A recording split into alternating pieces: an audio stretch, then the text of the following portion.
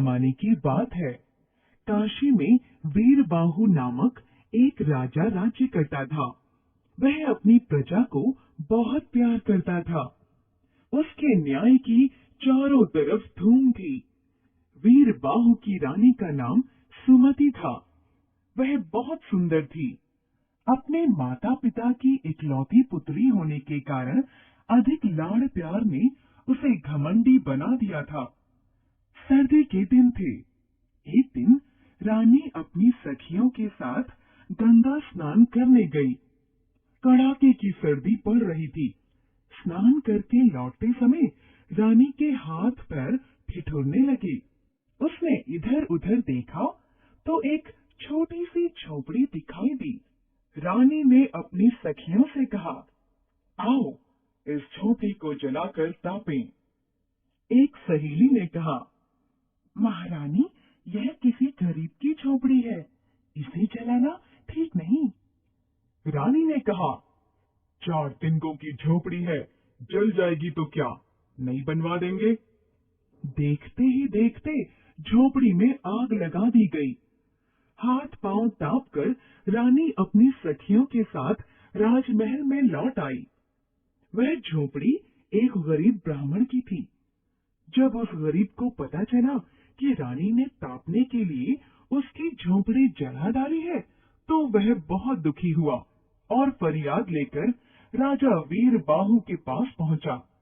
राजा को यह जानकर बहुत दुख हुआ कि महारानी सुमति ने एक गरीब ब्राह्मण की झोपड़ी जला दी।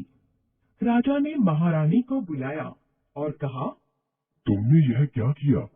एक गरीब की झोपड़ी जला डाली। क्या तुम्हें यह शोभा देता है?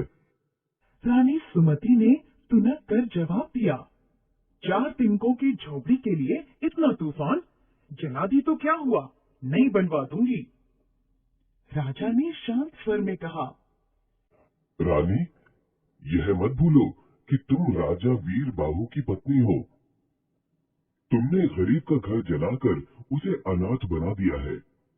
तुम्हें इस गलती का दंड भोगना ही पड़ेगा। तभी उस गरीब के साथ न्याय होगा।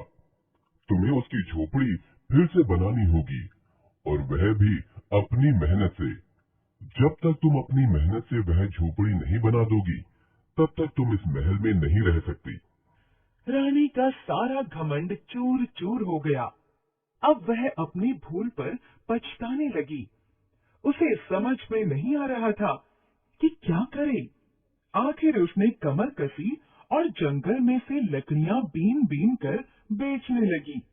सर्दी, गर्मी और बरसात की परवाह किए बिना उसने 1 वर्ष तक जी तोड़ परिश्रम किया।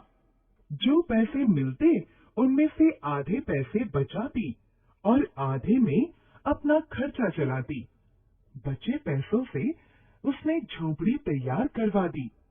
अब उसे समझ में आया कि गरीबी क्या होती है और 4 तिनकों की झोपड़ी बनाना गरीब के लिए कितना कठिन होता है।